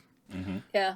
Hannah sold them out, took all their shit, and is now keeping Sort it. of like a recoup. Like, what's the plan? Like, yeah. Yeah. What I wanted to circle back to about the elevator is Jolvi was also another avenue for you all to potentially find and obtain the amulet. Had you been able to befriend him in the theater, because you failed to find the elevator, right? Right. And again, this is who knows what would happen with that combat, like if Hannah was still alive, kind of thing, right? Like building the prepping for this, right? You can't just leave it a pivotal plot point on the player getting a single roll and hitting a single DC, right? Yeah. Right. So Jolvi was like another way for the party to potentially succeed in their task, because Right. I mean, what happens if you don't find the elevator? Now what? Right. Okay, Yeah. great. And Hannah's still alive, and like, oh, you still don't know where the hell she put the amulet. And what Yeah. was the fucking point? I also liked Leland. Like, let's give Oh, you some good. credit here. Yeah. I liked that the name Jolvi like completely caused confusion and chaos, and like everyone's confused. Who are you? Are you? You're dead. Like, what's when we happening? finished recording the middle episode, 151, I remember I went downstairs or upstairs, and Emily and I talked, and I go, "Well, it can't be Jolvi. Jolvi's dead. You know, who's the guy up in the rafters?" Right. 'Cause I didn't tell you had guys. the keytar, I right? didn't So I'm tell you. like, what other bards do we know? That's what I kept thinking in my head. What we have to know this person. Why are they trying to get with Mia? What's special there? I said something like, "Do you guys want to know who it is? Like, you're gonna know anyway." And you guys are like, "No." I Don't tell I me." didn't want to know. I wanted to guess. Well, yeah, I mean, your guess was pretty good, but you did forget one simple rule: there is always a Jolvi. Did we know that? We didn't know way back that. then? No, you didn't know that. Is there another thing we forgot? You forgot what you didn't know, I John. swear. Well, don't confuse me like that, Leland. I forget what I do know. So the other thing from Mike's the cliffhanger comment is the other thing, by adding the little what happened to Mia, I got to introduce Jolvi in 2 episodes. Yeah. Because it was basically, right? He is the one who watches the watchers. But I love how that obviously You was couldn't think of the recorded. word audience. Exactly. It was obviously recorded after you couldn't think of the word audience. Calling them the watchers. I did like that. I like that Oh, you yeah. had him say Watchers. Oh, and he continues to say, well, the Watchers are talking about. Like, I've heard tell from the Watchers. Yep. I mean, again, having Juvie in is not just a callback, right? He does actually serve Yeah. a purpose, even though it's really fun to have a Juvie bag, because literally ever since he has been like this running gag for the campaign, right? Yeah. That's funny. And that fight did, like, we're doing a short rest. That fight did give us experience. So all of our characters leveled up, which is cool. Oh, yeah. Just kind of like behind That's the right. scenes, I guess. Talk about it a little bit. I personally have a 6th level spell slot now, which is Nice. Also, I realized I didn't give myself a 4th level skill adjustment or whatever it is, where I could have boosted my con, and now my hit points are way higher than they were because I retroactively fixed things. Nice. So I went from 75 hit points to 91 with 1 level. I was going to say, I got Whirlwind Attack, which I got to try out in our patron-only campaign that we did. Where we Right. actually, one of our patrons asked to play, That was us awesome. to play our characters, and I got to try out some of my 11th level stuff off the main feed, so that was nice. Don't say what level, it makes So- Bill feel bad. He knows. But they were all 11th level. Oh, sorry, Bill. Bill's not 11th Bill's level. level Bill's 10. only 10th. Because of a scabulet situation. I'm quite happy with 10th level. Okay, 10th level wizard's pretty dope. I work well with what I'm given. Okay. I went up to 7th level Paladin. Ooh, you 4th took a level Warlock. paladin. Okay. Took a Pally level. Pally, what does that give you Okay. instead of taking warlock?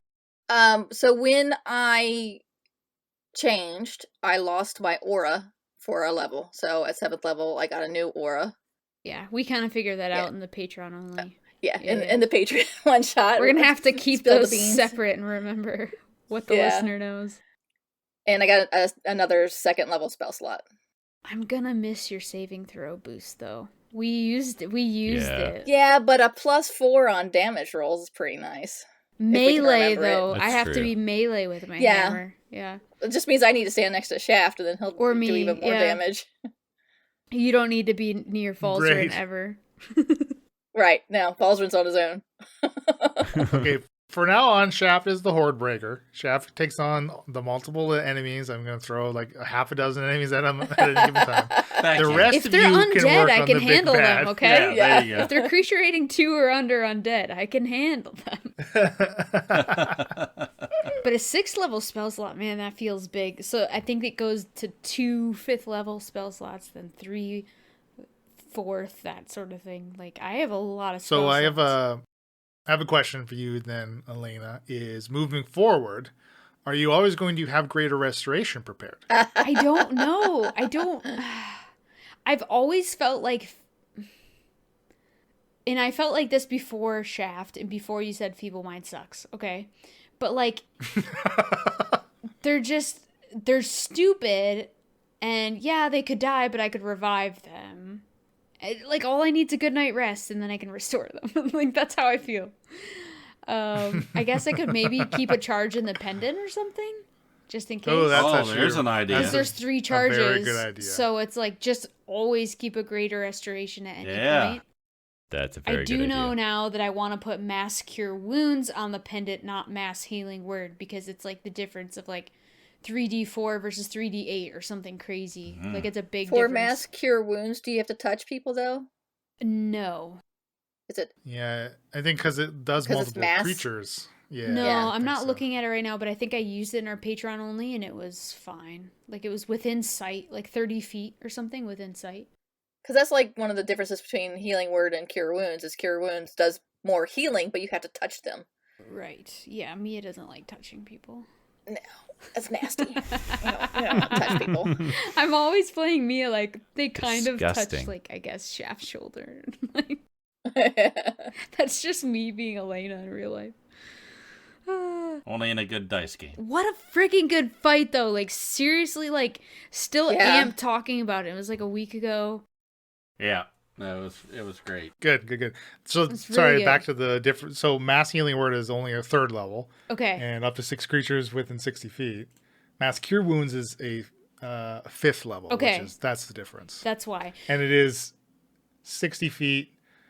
Oh, you target a point of your choice within range and in a 30-foot radius on That's that what, point. okay, 30 it foot. heals Yeah, yeah. people. Oh, So I had stored Oh, mass interesting. healing word at 5th level, which is why I think it was confusing, because at 5th level, like, cure wounds is just so much better. But mass cure wounds. Oh, I see. You like stored an upcharge cap. Well, I mean, Yes, they have like- their different uses because healing, again, mass healing word, while the die is less, Mia could be in a point and 60 feet to her left Right, and 60 yeah. feet to her right, she could heal 2 people. Like, that's huge range for healing, right? Right. Especially if you're picking people up off the ground and stopping them from making death saves. And I think that's where Yeah. the amulet comes in, especially if we have a day of downtime or any like stretch of downtime, because then I definitely didn't use 6th or 5th level spell slots to put on that thing. Yeah. The new spell that I took, something feast. Heroes Feast. Heroes Heroes Feast. Feast. Oh, That's really Heroes That was Feast nice. gives you Spell. advantage on wisdom saves. You can't be frightened. You have temporary Immune to hit points. poison. You're immune. Yeah, like Your Yeah. hit point max increases for the day. Yeah. I just Yeah. sort Really of like nice. lay out this baguette breakfast for everyone. And then for 24 hours, it's like Thor has blessed us. Like, if I could store that and then use it every day, that'd be dope. If you want to know why we all laughed at Baguette, become a patron. Yeah. I'm sorry. Yeah, I forget that's patron only. The baguette jokes are Patreon. Jacques at his At finest. this point, I cannot keep track of what's patron only inside jokes and what's not. There are a lot very of bad. baguette jokes. Well, podcast etiquette is to try to avoid any inside joke. Sorry. True. Just FYI. I mean, 3 years in, maybe I should have led with that one. Hey, listen, it was me that said it. I'm the most oblivious of us all. It's fine. I mean, baguettes are inherently funny. It's What- not what the more size is there of to your it? baguette that matters, okay? No need to get a ruler out and measure it or anything. Well, I mean, from my count, you have about, 2 days until Samuel shows up. So you got some down. I mean, what are you going to do for 2 days? You got the amulet. You could take a rest. Well, we Take a messaged him. vacay? He's not going to show up sooner. He's not going to be eager to get his hands on this amulet now that we have it. He's going to trust us to hold on to it while he gets there. He's arriving with his army. He can't just make the army show up 2 days faster. I would have thought he would come ahead and trust the army to follow behind. Or is he a micromanager? Does he need to be there to oversee every little aspect of everything? Oh my gosh. Maybe he's more of a leader that likes to have his presence felt for morale. He's a Zelensky. Okay, so I think the next few episodes could be it could go any way of 100 directions, right? But it could be politics. It could be political. It could be a Shaft. It could be a Drew Call. Like, who's we gonna could rule get what? a long rest. Oh yeah. It's okay. You don't need one of those. Don't listen to the hype about The whole about the Hannah manga. being dead and Detmer being gone. I mean, there's a lot. Well, you know what it's going to be is we're going to have to sneak into the Pussycat Palace. Yeah, I mean, I want to know why my family member's there, and I have a feeling they will know why they're there at this point, being tortured or whatever. I would think so. So then knowing Or why being I was pleasured. targeted. Yeah. Oh my. But I'm not into my brothers or sisters, so I'm sure it's not that kind of thing. Thanks for clarifying. It's not a family matter. I guess the apple does fall far from the tree. I mean, that's the thing. My dad, Cray Lakina, with my grandma, Telena, it's weird. I'm a Captain John. Incest! The Thor incest! no. Jeez. I put my We have two last questions to address, and Oh, we can sorry. wrap it up. Bill Bennett says, "Is Leland's favorite musical Phantom or music Phantom of the Opera?" Crossing my fingers because it's mine too. Nope, no idea what. No clue. I just take references that I can insert and have fun with them. What's your So favorite sorry. musical? Sorry to Goblinette. boost your bubble. Goblinette and Uzio were Romeo and Juliet, right? It was, but so okay. Now I'm gonna tangent for 5 minutes. All right, we're Now, listening. when I was writing that, I had the specific balcony scene in mind, right? And I've never read Romeo and Juliet. I might have seen like the Leonardo DiCaprio version in high school. Yeah. But I went and I found the play and read through that scene Oh, wow. as I was writing the in parody. Old English and everything. Yes, in Old English. One, to kind of get a feel for the vernacular, right? But I obviously caricaturized it when I was writing it. Yeah. Exactly. But the context of the original Romeo and Juliet scene is vastly different than what you see in Goblinette and Uzio. It's just because in Romeo and Juliet, it's like she doesn't know it's Romeo, and I don't know. There's just the context is just completely different, and not what I was thinking of the scenario of the interchange that was going to be between Goblinette and Uzio. So it literally has like, it is loose structure parody.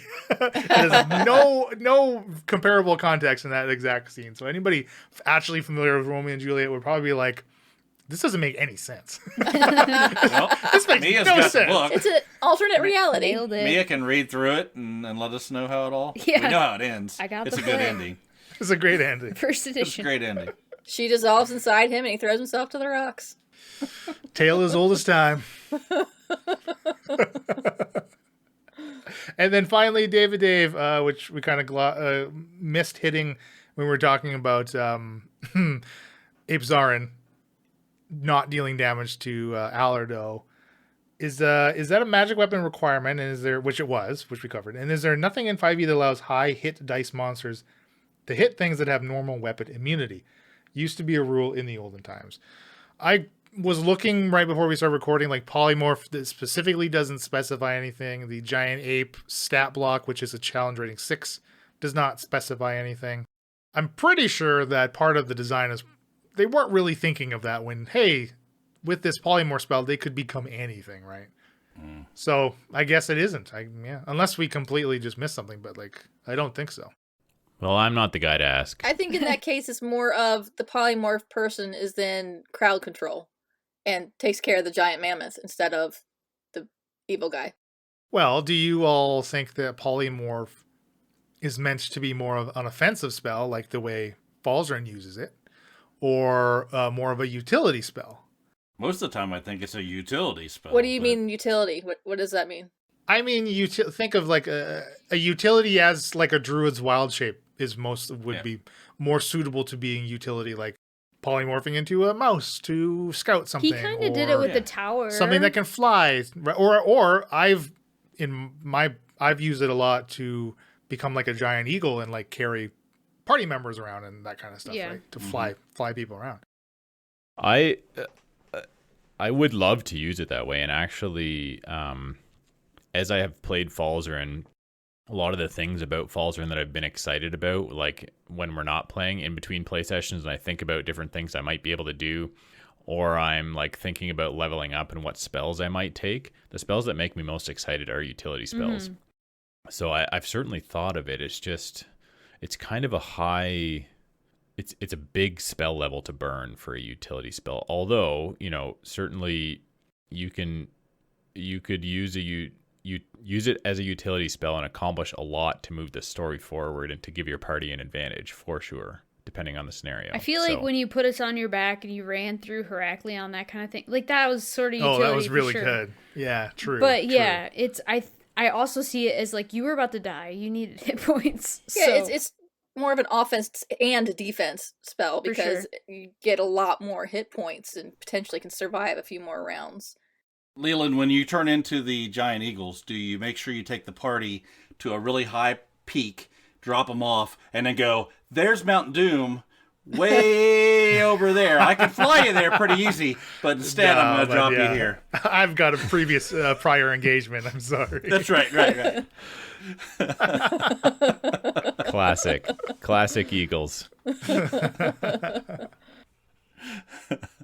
right, does that wrap it up? I think so. All right, well, Okay. Yeah, we're almost hitting the 2-hour mark here. So it was an epic 3 episodes. Probably the best so far. the best 3 yet. best 3 yet. So now If I all we do have say to do so. is go get the. All we have to do to wrap this campaign up is to go get the free beer and get Nina back. Right? I think that's it. Right? Free beer over everything. Right. Yeah. We go get the free beer and then Wait, head Nina back who? to Victor. I'm just kidding. That's really the only 2 things we have left. So That's pretty much got it I sorted. mean, my parents are under the influence of Neogi, but who cares? Yeah, we're just leaving the Neogi completely to the paladins. look, the Neogi Let are them just go after it. misunderstood. I'm good with Shakara this. still has to get the gauntlets. Wait, what? You had a I separate don't know mission. what you're talking about. You had a separate mission to get gauntlets? The gauntlets are in the mountains. Isabella's deal with Samuel is she provides him the gauntlets.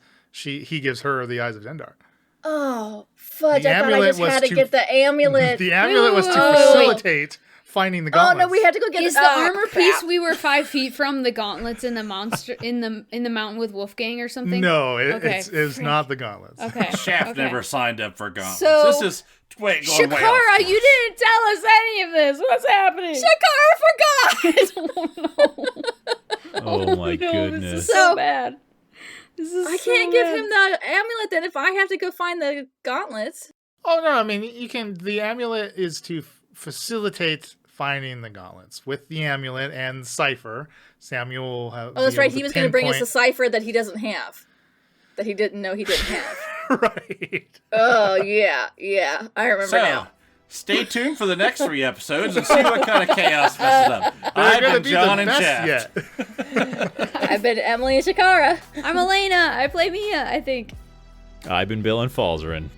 And I'm Leland Steele. Coming to you live. This is Jovi's greatest hit, Greater Restoration. Happy adventure. You gotta keep it restorated. Keep it restorated.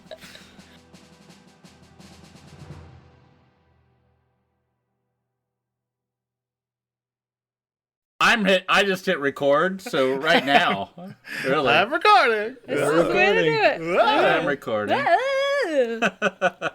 Recording in progress. Oh, I'm recording. Recording. Got it. God, We're only God. 27 minutes late. That's pretty good. Yeah. Everybody ready? I only been home for 27 minutes. That's you pretty go. good. He's got a bucket. We've talked about it, right? Yeah, it's how he Bill's got the bucket. I don't doesn't know. take any delays getting home. Gotta get your hands up, Elena. They're Come on, here. Elena. I don't know you're ready till I see your hands. You gotta wiggle. Oh, it's too wide of an angle to be like from both sides of the screen. 3, 2, 1. Oh my goodness, that was You perhaps counted our too worst yet. fast. You That's also Oh, you gotta get your clap hands very ready. My fast. hands it were was ready. It was like usually he's like 3, Look, 2. this is just a lesson that all of you 1. And needed this to time learn. He was like 3, 2, 1. I think it was a lesson that you learned. I don't think I was moaning. I don't think I was that excited about it. He hasn't been that excited about anything in a long time. Not in a long time. Right now. Book decks.